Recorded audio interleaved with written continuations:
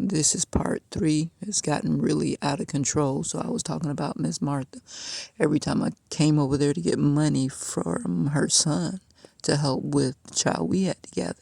You need to get a job and take care of your own children. I worked hard and took care of my own children.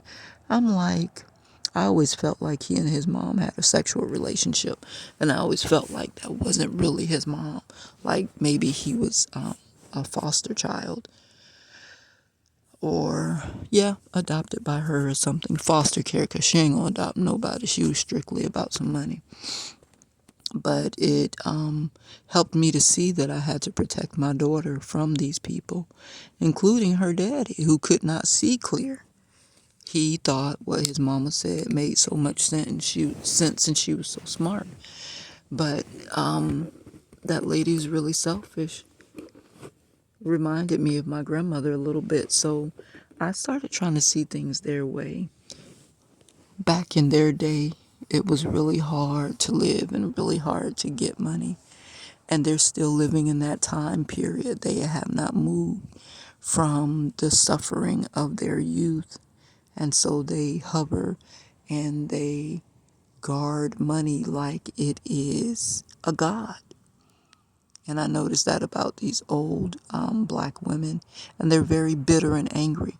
And I think a lot of terrible things happen to them. And I kept thinking, if you keep going to church, something gonna change. But some people, they go to church and it's just something they do. It's not in them. It's not changing anything about them. And that's what I realized. She's telling me she had a husband, and she's telling me she raised her children by herself. It didn't make no sense. So that's what I said to her. I thought you said you had a husband. So how you raise 6 children by yourself, but you got a husband? But if it didn't financially benefit them, maybe they saw that they were doing it by themselves. That's the way they trained me to believe. If a man is not giving you money, he doesn't have value. And I learned that that was very different. Looking back on my childhood, my dad was there, and he was drunk, but he was there, and it made a difference. I think a lot of terrible things would have happened to me if Arthur Atkins was not there in that chair asleep. Because the little boys used to ask me, is your daddy here? I would be like, yeah, my daddy in the house. And I'm like 12, 13. They'd be like, oh. So that changed something about what they had planned.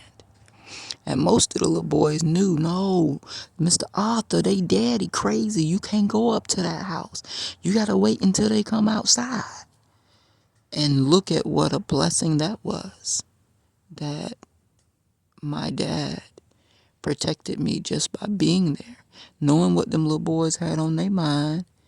And that was protection in itself. I had to be in the house before the street lights came on.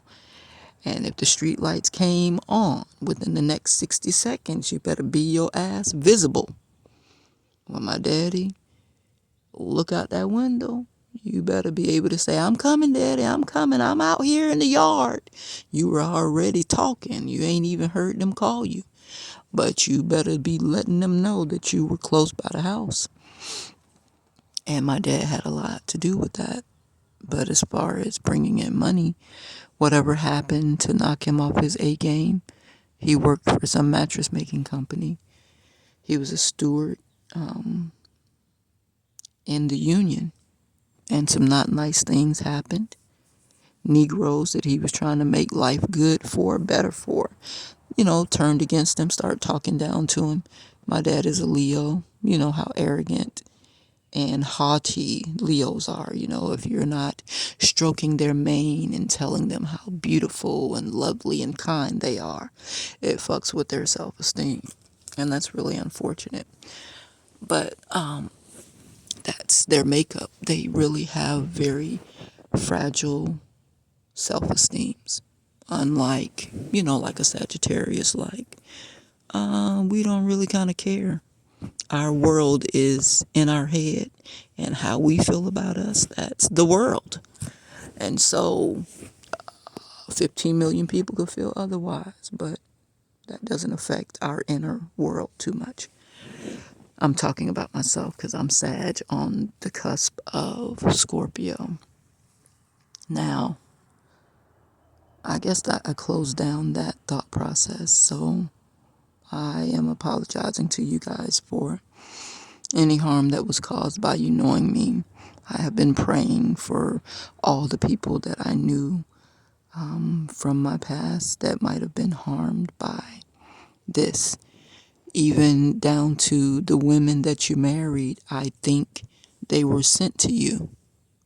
I think those people were sent to you for you to marry them so that you would not marry me, because my family wanted me to remain unmarried so that I could hang around them so that they could continue to suck up my good resources in the background that I didn't know that I had.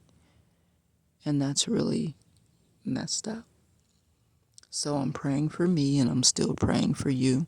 And if you are with women that are looking to poison you, kill you with cancer, even try to convince you you have cancer and then pay the doctor like, hey, he's got a $2 million policy. I'll give you $100,000 if you can give him cancer, or if you can give him chemotherapy and kill him. I want you all to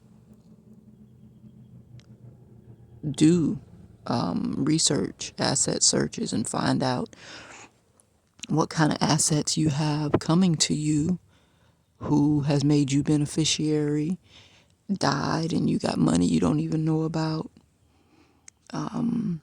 These policies that you have over yourself, you really need to be careful. These women and these men, it is happening on both sides of the fence, are getting these policies, faking like they love you and they don't. They'll pay people to try to come kill you, try to poison and kill you themselves, pay these witches and warlocks to energetically start sending you suicide spells, car accident spells, get cancer, get HIV spells, get horny, and then send people to you who they know got AIDS to have sex with you so that you can get sick and die. So this is a thinking man's game. The Word of God says you got to try the Spirit by the Spirit. And I mean, you got to do that with everybody, including your children. Don't think that your children won't, couple up with your family member that has insurance on you, or that you think is a good person to leave as the beneficiary, and poison you or try to kill you to get money. Your very own children will do this to you. So pay attention. Be careful.